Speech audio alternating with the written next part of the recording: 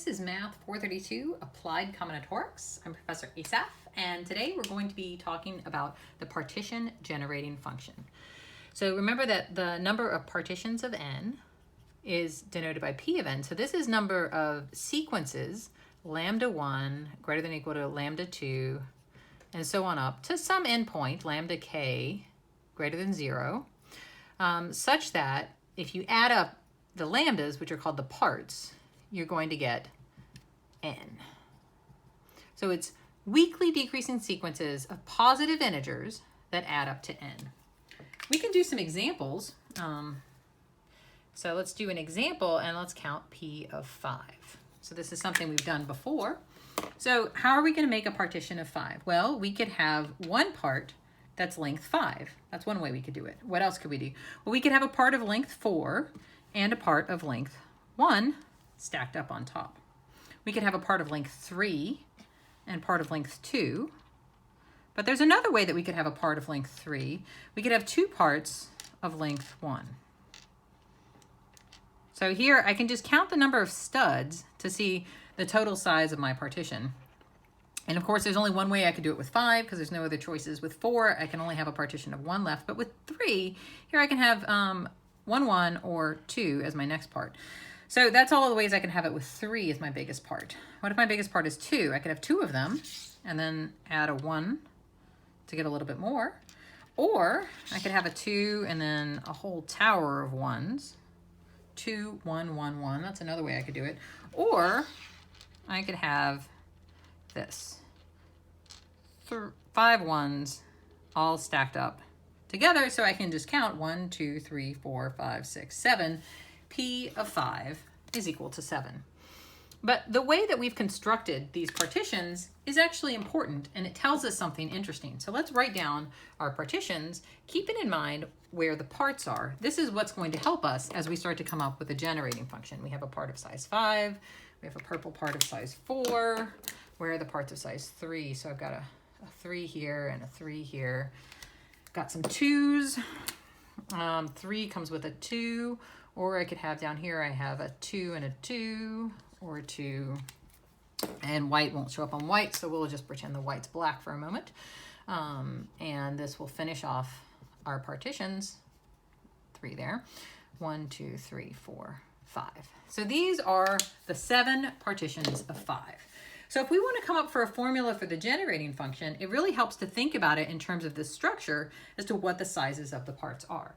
So keep in mind the structure of the parts, and here is the formula for the generating function.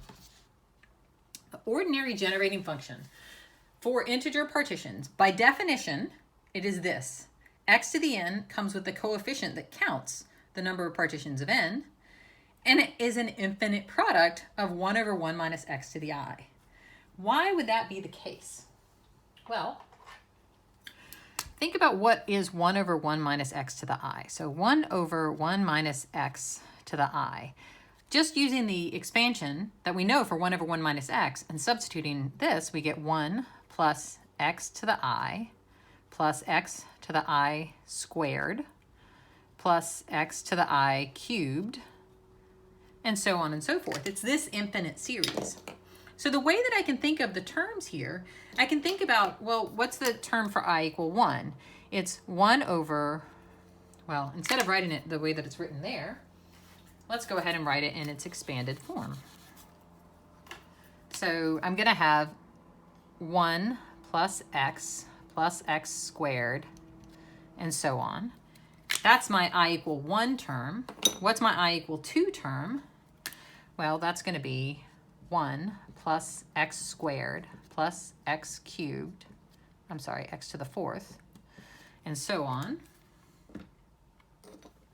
And then I'm going to have 1 plus x cubed plus x to the 6th, x to the 9th, and so on. 1 plus x to the 4th plus x to the 8th, the 12th, and so on.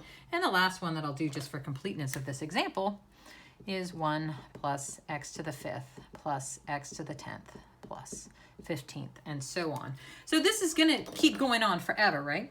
But what we want to do is we want to think of these as telling me how many of each part I have, right? So if I pick here, so if I think about what is the right-hand side doing, what is this doing? So the coefficient of the right-hand side, we can think of as picks how many parts of size I. So if I'm going to pick, for example, let's say this tells me I have one part of size 1. So let's highlight that. I would say here I want to pick one part of size 1 and 2 parts of size 2. So I will take, this would be one part of size 2 that would have a total of 2 dots. I want to pick 2 parts. So then I get a total of x to the 4th. This comes with the coefficient, or this comes from x to the 4th taken from the blue term, because I have 2 parts of size 2, and just an x taken from the one part of size 1. Similarly, over here, I would take a term from x cubed, and then I would take the x squared term, and then I take 1 in everything else that you see. Here, to get this guy, or maybe I'll do this one, I'm going to take x squared from the 1s, and I'm going to take an x cubed from the greens. Sorry, x cubed. So you can see that when I expand out this right-hand side, I'm really getting this expansion of this product, and I can think of each term in this infinite product combinatorially as telling me how many parts of a given size I choose in order to make up an integer partition of n. Now, the total degree of the monomial, that's the sum of the exponents. That's the sum of 5 for every part of size 5, 4 for every part of size 4, and so on. So that's going to give me the total size of the partition, and that's why this formula holds. So this is an important thing to keep in mind with the integer partition generating function. This infinite product, while it looks kind of unmanageable here, it's actually beautiful in terms of the combinatorics. It tells you exactly how you build up your partition. In the next 2 videos, we're going to see how we can exploit this fact, this combinatorial interpretation of the partition generating function, to prove some interesting identities.